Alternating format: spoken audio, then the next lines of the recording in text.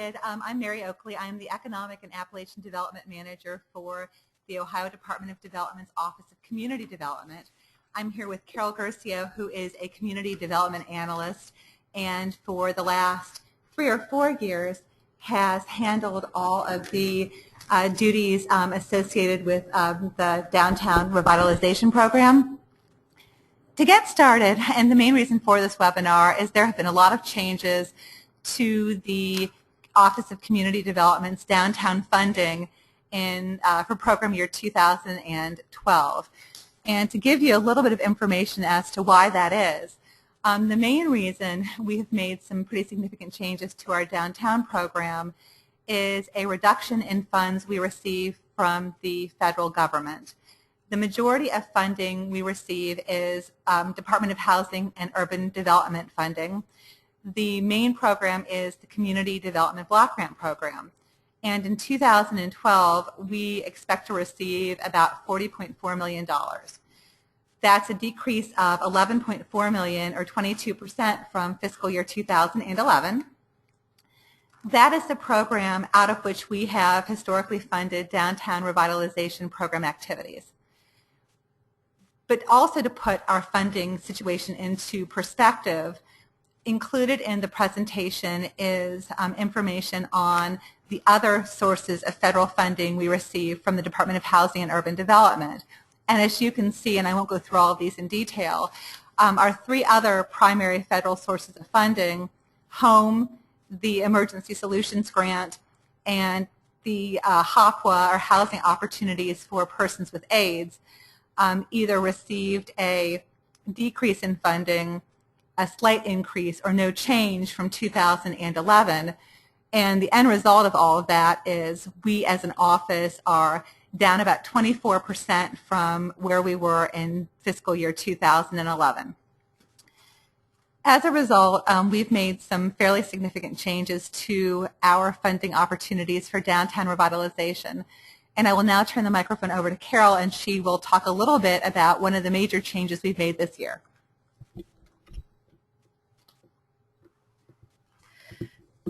Good afternoon.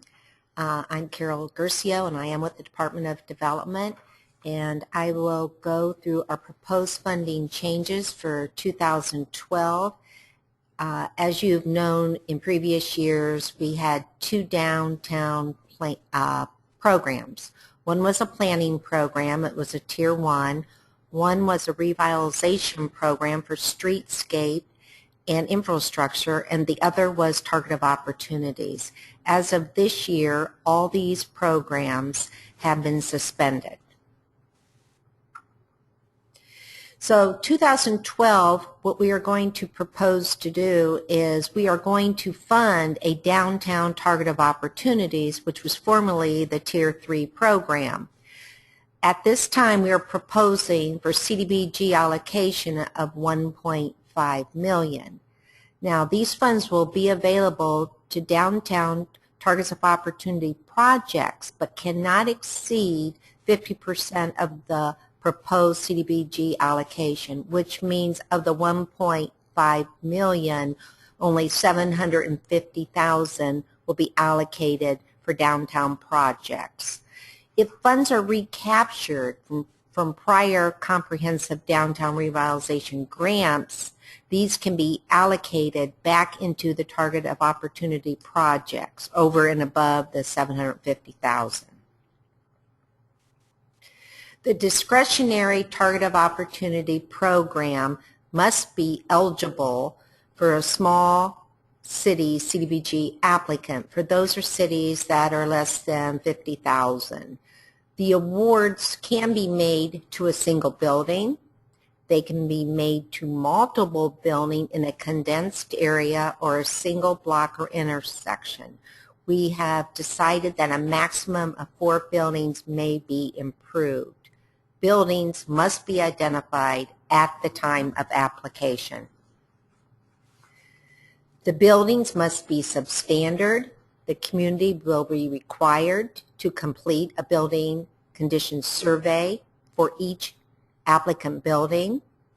The funds can be used for CDBG eligible facade improvements or corrections for code violations.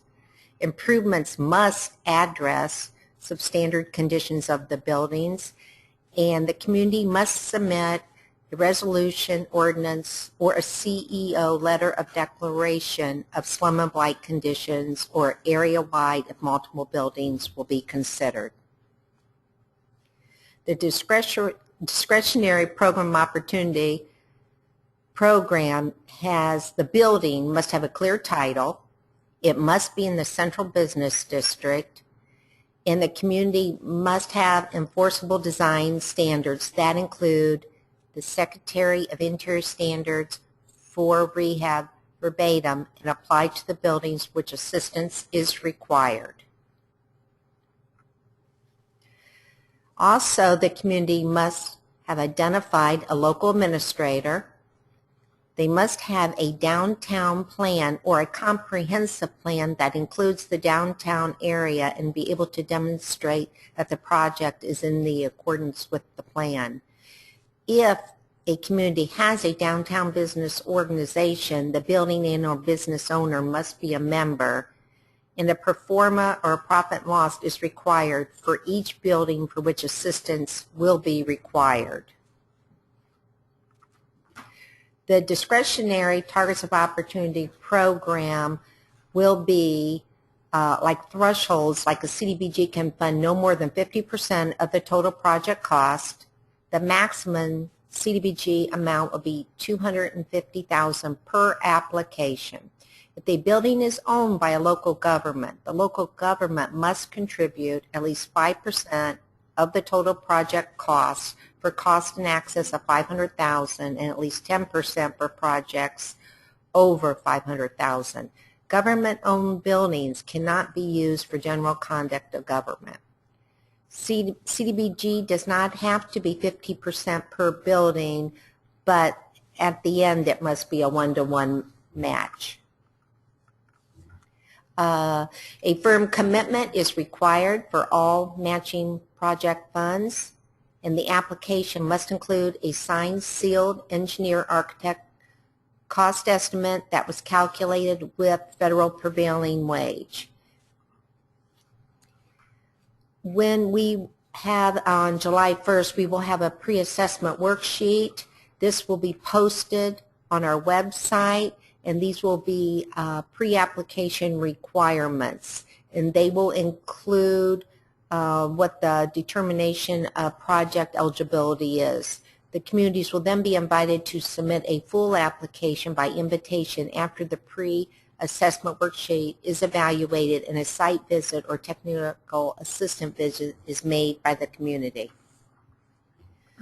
Okay, the program of opportunities full application will be evaluated and scored, including but not limited to the comprehensive of a downtown plan, job creation, leverage, signed leases and use, financing of a structure, performance, partnerships with Heritage Ohio, Main Street Ohio, historical register, historical district, the age of the building, the comprehensive of a project, the occupancy of multiple stores, space, and a downtown business climate. Funds will be awarded on a first approved, first funded basis until all 2012 program funds are awarded. Recaptured funds, if any, will be awarded as they become available. If any of the non-downtown discretionary funds are not encumbered by April 1st, 2013, they will also be available. Other opportunities of downtown revitalization funding, and I will give this back to Mary. Thank you. And as was mentioned at the beginning, Carol and I will be here after the formal presentation concludes to answer questions about the restructured Targets of Opportunity program. We know it's fairly significantly different from the way we had administered the old Tier 3 discretionary program in the past, and so I'm sure there'll be a lot of questions. We'll also be available, obviously, after the presentation throughout fiscal year 2012 to be able to answer questions about the program as well. But moving on, there are some other opportunities that the Office of Community Development has historically and will continue to make available for downtown revitalization funding. Included in that list are the Community Development Block Grant Formula Allocation Program, the Community Development Block Grant Economic Development Program, and also Community Development Block Grant Program Income that a number of our grantee communities hold currently in local revolving loan fund accounts. The Formula Allocation Program is an extremely flexible program, and communities decide what activities they will prioritize and fund with the formula allocation funding that is available on an annual basis. Communities can do central business district infrastructure, including sidewalks, curbs, utilities. We see some wayfinding projects that are funded with the infrastructure, but a lot of those are planning activities as well. We're mainly talking about physical improvement of infrastructure in the community central business district. And in order to use formula program funding for that activity, the infrastructure must be substandard. In order to make that determination, the community will be required to complete an infrastructure condition survey. The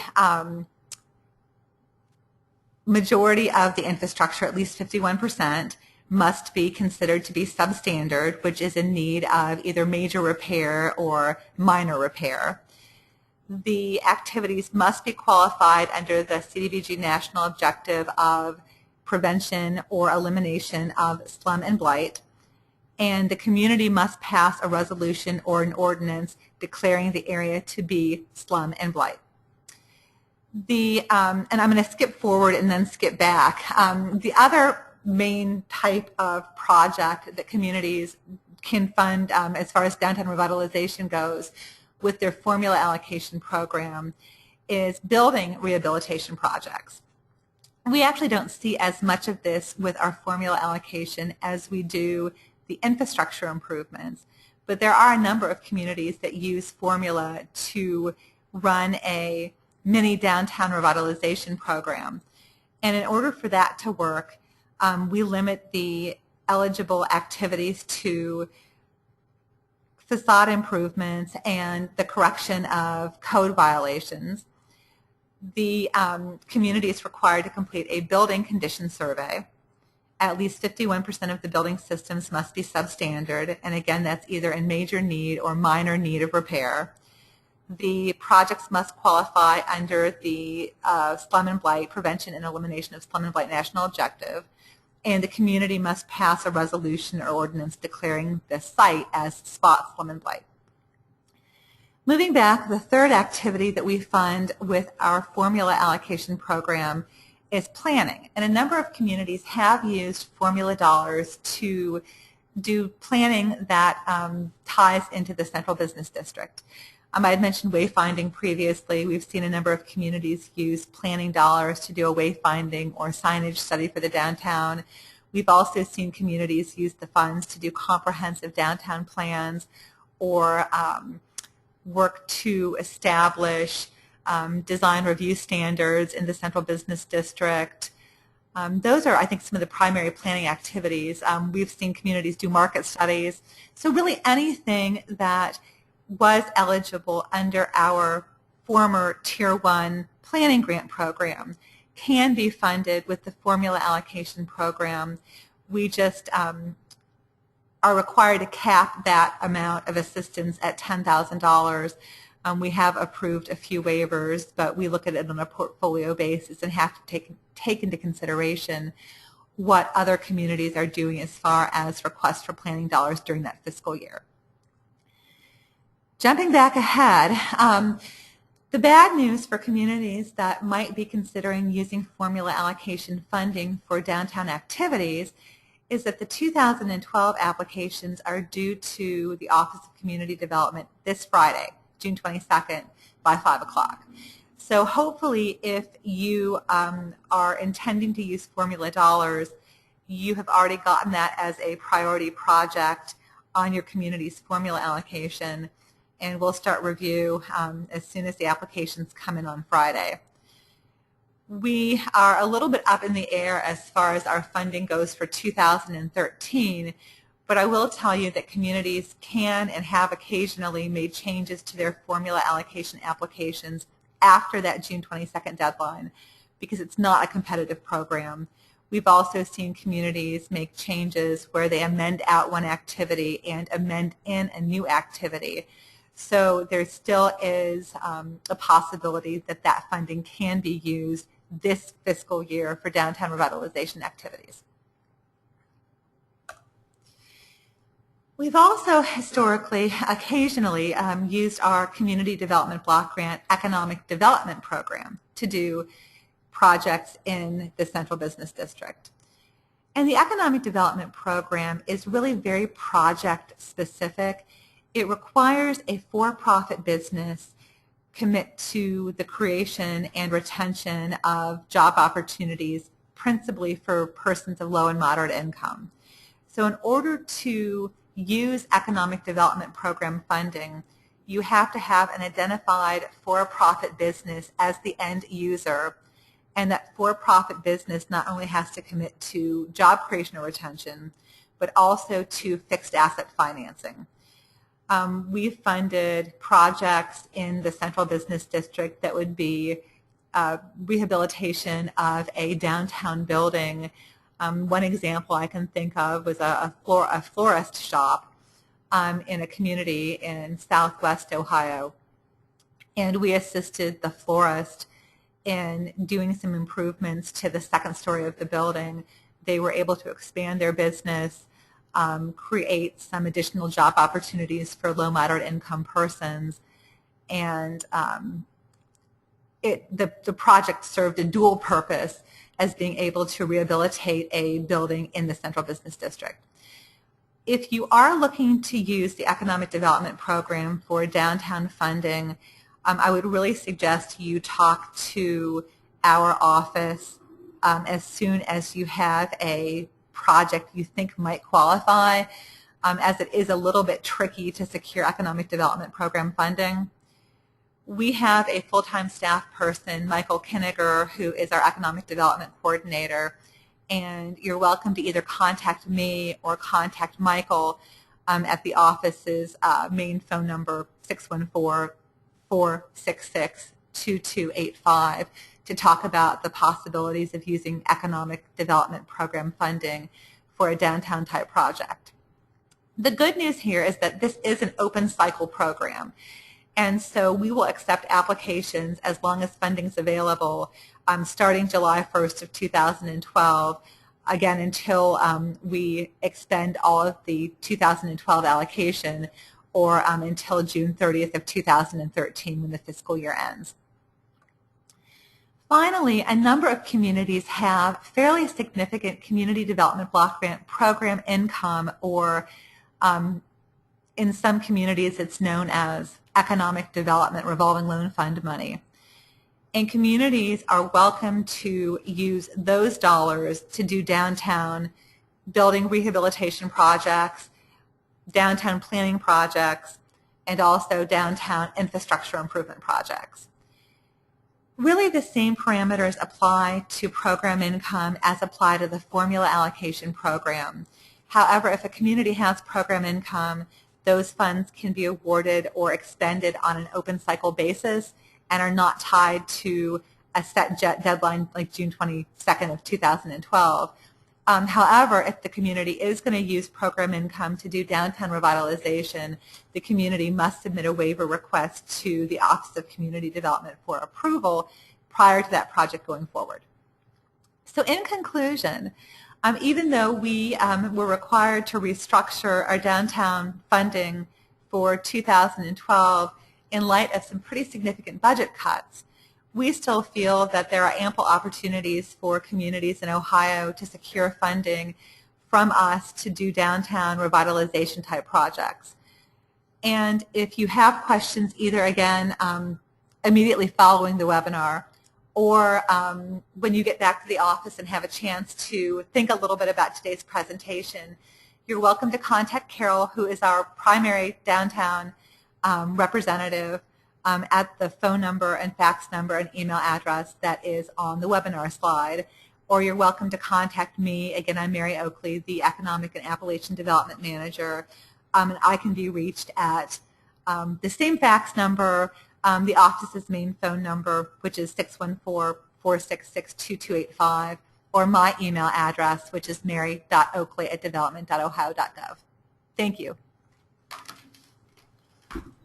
Thank you, Mary and Carol. And we'd like to thank the Ohio Department of Development for agreeing to do this today. This is a great way to communicate the great programs they offer to not only our Main Street communities, but the rest of Ohio as well.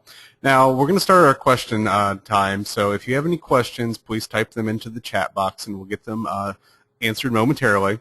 And now we're going to have a few announcements. First off, as Ohio's official historic preservation and Main Street organization, Heritage Ohio fosters economic development and sustainability through the preservation of historic buildings, revitalization of downtowns and neighborhood commercial districts, and the promotion of cultural tourism. So if you enjoyed today's webinar, please think about becoming a member of Heritage Ohio. And you can find more information about how to become a member at www.heritageohio.org. Now, also coming up, our next webinar is going to be on July 18th at 10 a.m. to 11 a.m. So a little bit earlier than when we normally have them. But that presentation is going to be discussing the Heritage Home Loan Program. And if you were at our conference this year, they presented there as well. And we're going to be discussing how the program works and the intentions of that program to expand statewide. So let's start looking at some questions here. And, all right. So we have our first question is from Mark. And Mark is asking, there seems to be quite a few programs, each with their own focus and limitations, and I have several projects that are in need of funding. Would it be good to just meet with the office and run through each of the projects and have staff recommendations on those? Mark, that's exactly what I would recommend. Because all of the programs do have specific parameters, and to be frank, the restructured discretionary program is going to be something a little bit new for us as well. I would encourage you call, again, either me or Carol, and we can set up either a conference call or a face-to-face meeting with all of the applicable staff persons and talk through which program might be the best fit for which project. Thank you. We have a question from Danielle. She's asking, will applicants be required to conduct and submit infrastructure condition surveys as well as building condition surveys? If not, will the applicant/community be required to certify that infrastructure conditions are okay? Danielle, no, we're just focusing on the revitalization or rehabilitation of buildings with our new tier 3 or targets of opportunity program. And so we're not going to require the community submit an infrastructure condition survey or certify that the infrastructure conditions are okay. We are just focused on the buildings, and the building conditions survey is all that's going to be required. And Danielle has a second question. She also wants to know, can infrastructure projects be used as a match? No. For the Target of Opportunity program, we're looking at the match as strictly building revitalization type projects. So if we're doing a single building and the total cost is $400,000, the maximum request for us would be $200,000, and the match would have to be $200,000 into that building. If we're looking at doing a program with 3 or 4 buildings, we will look at the total project cost of rehabilitation for those 3 or 4 buildings, make sure that the amount of block grant assistance does not exceed 50% of that total cost, and the other 50% has to be for building rehabilitation for those 3 or 4 structures. Thank you, Mary. Marcia has a question. If we have a project or a building for the community development block grant application, but we do not meet the criteria for Main Street, but have our own business district membership, will that be acceptable in the eligibility criteria? Yes, Marcia, we're not requiring communities to be Main Street members in order to apply or be funded under the Targets of Opportunities program. We are going to be scoring and ranking applications, and one of the things we're going to consider, just like we always did as part of the former Tier 2 building rehab and streetscape improvement program, we're going to consider the community's Main Street status, either Main Street emerging or non-Main Street, as one of the factors we consider, but that's not going to be a requirement. We are, however, going to require communities we fund be a member of Heritage Ohio, but that's a membership that can be executed after the funds are awarded as a special condition of our contract with that community. Thank you, Mary. Lee has a few questions. First, Lee's asking if a building meets all of the requirements, but the owner wishes to use the dollars for both the building and the public sidewalks above historic vaults, may the monies be used to fund both kinds of improvements? No, this is strictly a building rehabilitation project or program. One of the things that we would probably want to talk with you on an individual basis to find out a little bit more about what that infrastructure project will actually entail. I know in some cases the structure of the infrastructure around that particular building may actually have some sort of historic significance as well. I guess my short answer is going to be no, but I would encourage you to call us and actually talk through your project before we can say yes or no definitively. And Lee's second question is, if the community is willing, can programs be mixed and matched? That's kind of a tricky question because there are some programs that we can match and there are other programs we cannot. For example, if a community has program income can always be used as a matching source of funds, whether you're applying for economic development, the downtown discretionary, or formula.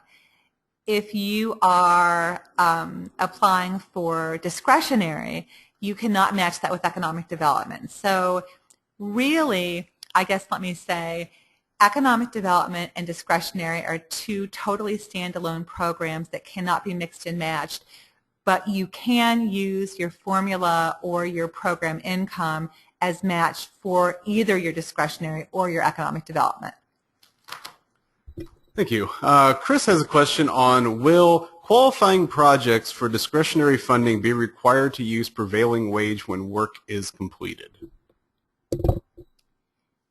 The prevailing wage requirement is for contracts in excess of $2,000, and we discourage communities or building owners, business owners, from separating contracts to try to skirt the federal prevailing wage requirement. So we would expect the vast majority of projects we fund are going to be projects that require the payment of federal prevailing wage.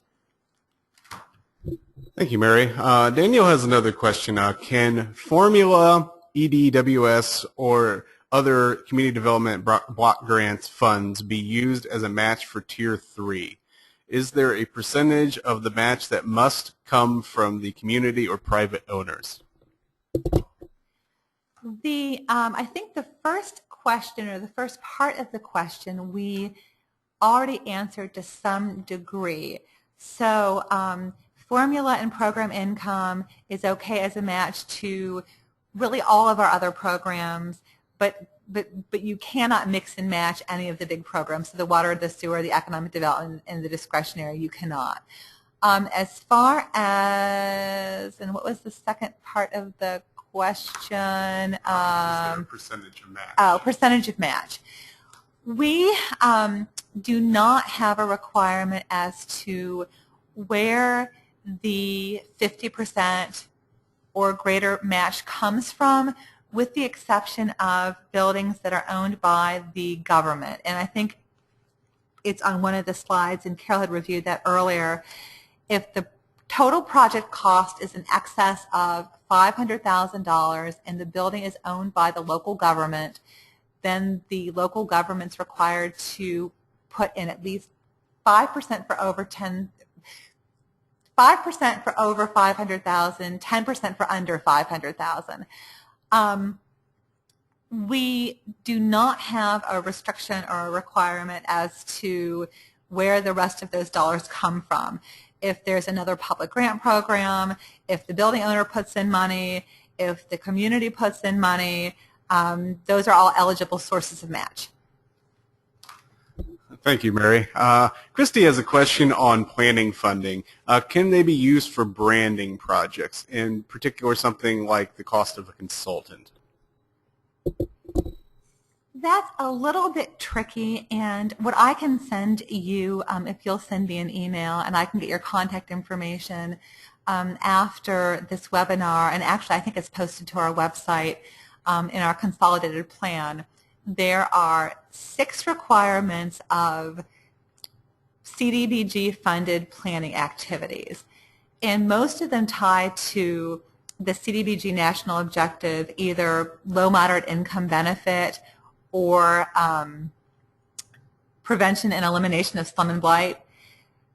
We have done some downtown, again, branding or wayfinding or signage type projects under the Slum and Blight National Objective, but it's a little bit tricky and I would want to talk through that with you before I gave you a definitive answer. Thank you, Mary. We have a question from Robin. Do communities currently engaged in a Tier 2 grant for fiscal year 2011 have to wait until the end of the grant period to apply for any of the programs you have just described?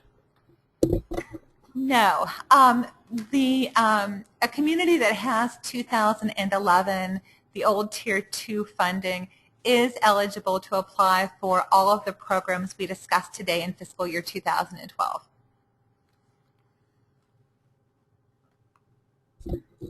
Caroline has a question about her city.